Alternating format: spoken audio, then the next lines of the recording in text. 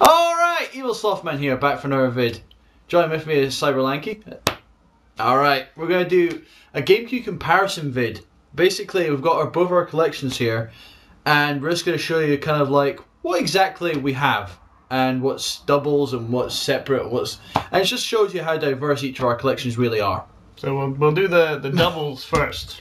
Right, yeah. These will be brief. These will be got brief. Resident Evil Code Veronica X. If we blind you by glare, Yeah. we don't care. Sorry. Resi Remake. Which is upside down. Die Hard.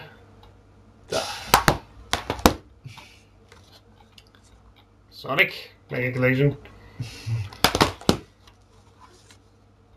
Super Smash Brothers Melee. No, I have the platinum version, he has the standard. Yeah. Mario Kart. I have Black Box, he has Red Box. Rogue Squadron 2, which is awesome. Rogue Squadron 3. F-Zero GX. Both platinum. Mario Golf.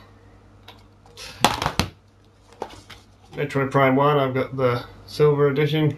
I have the black. And finally, Wind Waker, I have the gold box. Black. So yeah, there we go. That's kind of our doubles out the way. We're just going to move these a second. Right. Okay. So basically what now we're going to do is just basically give you our feelings if it's worth getting any of the other ones. We've got like a load of extra ones that are not doubles and they're very different. So everything we've got now is completely different. Can I go first? So, okay, I'll go first. Okay. So we've got Sonic Adventure 2 Battle there. I like it. It is very fun to play. A lot of the good options into it. I'm going to have to do 3 at once here because I've not played 2 of them. These are the Tom Clancy's Splinter Cells, the first 3. Obviously that's the first one there. I played a bit of this. It's insanely difficult. But I'm going to stick with it because I want to see how it ends. I've also got, there we go. Yeah, the sequels. We've got Chaos Theory and Pandora Tomorrow, which I've not played yet, but I will get around to that eventually. Right. Next one, well, I'll go and do these 2 then if I'm going that way. Sonic Heroes. Heh. It's alright, it has its moments, but going for it 4 times to get to the final boss is just an utter pain in the arse. 4 times? Team Chaotix, Team Mamie, Team Sonic, Team Shadow. Sonic Gems Collection. Get it for Sonic CD. Do not play anything else on this. Okay, got a bit of a rare one here. Some people seem that it's a bit hard to find, but Mario Superstar Baseball, which I was lucky enough to find in Game Station here in Dundee for $17.99. When usually if you go online it's sort of ridiculous things like 45, 50 quid. It's flawed, but if you play it on sort of exhibition mode where you don't have all these, it's got the stupid super power move things on it, which really take away from the fun. But if you play on exhibition mode and take those off, it's actually really, really good fun. Right. Next one is one of my favourite games on the Gamecube, which is Paper Mario: The 1,000-Year Door. And this is a brilliant, brilliant RPG. It's so fun. It's like, if you like any of the DS games, like the Mario Luigi series, that is a brilliant one to get into. Just awesome. This next another Mario sporting one is Mario Power Tennis, which sadly suffers from the same flaws as Mario Baseball with these ridiculous power moves that if you're playing a rally and you instigate one of the power moves, basically you can't miss the ball, which takes away all the challenge in it. So as with baseball, if you get this, play on exhibition mode and turn the power moves off, and again you've got a really good tennis sim. But I will say, get the N64 version. It is so much better than that. Right, we'll go with Super Mario Sunshine. Yes, and Michael's put it up. It's basically because he has it, but it's not with him at the moment. And both of us really think it's not bad, but we've never really played it again ever since we finished it. It's got no replay value. Well, not much, really. I don't know. It's like, we both did the bare minimum to actually finish it. I think we only got about 83 shines or something close to that. Whatever it takes to open up Bowser. Bowser, and that was basically it. Okay, next one I've got here is launch title Luigi's Mansion. This is a fucking awesome game. Some people say it's a bit easy. It's not easy, but it is short. I'll say that. You can pick this up for practically nothing these days. So if you want something that's a wee bit different, and to be honest, once you play this, you will agree with me that this deserves a remake. Yeah, so much. This is something that the Wiimote could be used for so brilliantly, because basically you're going around with a vacuum cleaner. I'll leave you with that tantalising bit of information and see what you think if you pick up a copy. Right. Next one I'm going to go for is Super Monkey Ball, the original Super Monkey Ball. Now, I found this quite cheap, if I seem to remember right, and it's pretty good.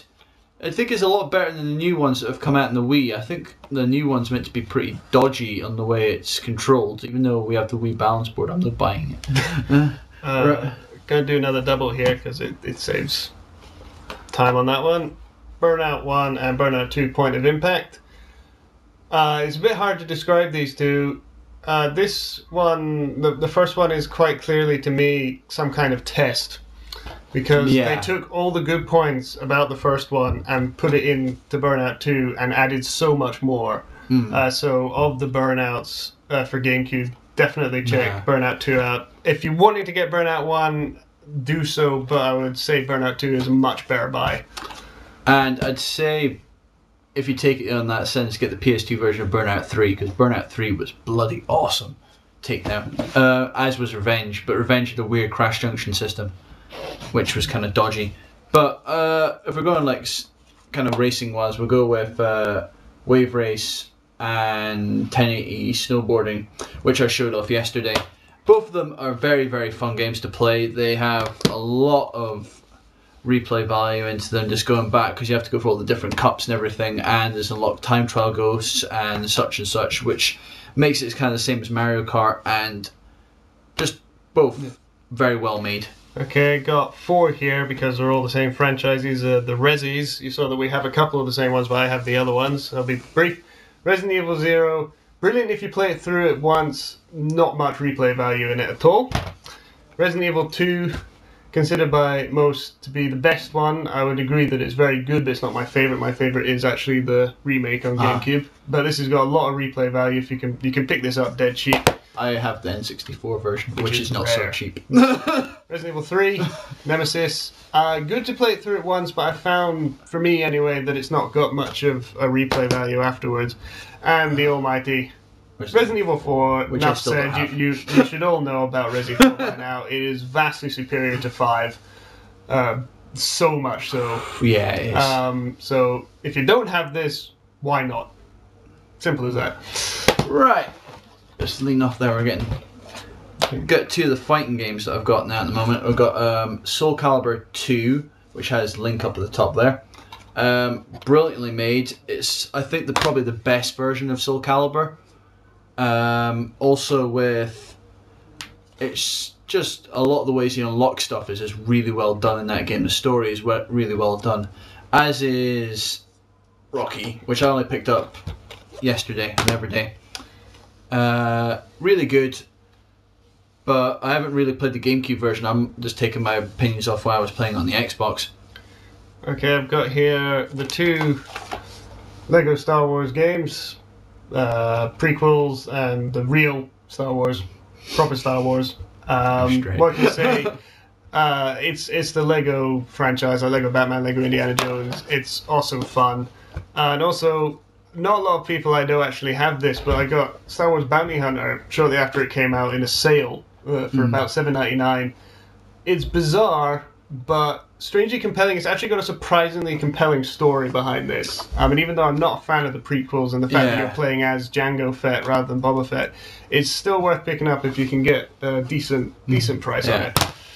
We'll go off the other one I just picked up the other day, which is Star Wars Jedi Outcast, and I haven't played it yet, but it is it's meant to. I remember the PC version was meant to be a really good first-person shooter, kind of on the whole force powers and everything, and it had a really good story onto it. We got the other 2. We have or Medal of Honor, which I picked up every day, which I still haven't played. And then we go to the Psycho Evil game, this Color 7, which I still haven't got into at all. Right, we're probably going to have to switch this in a second and come back and do some more. oh, it's a two-parter then. So it's a two-parter. So this will be Evil Slothman. Cyberlanky. Out.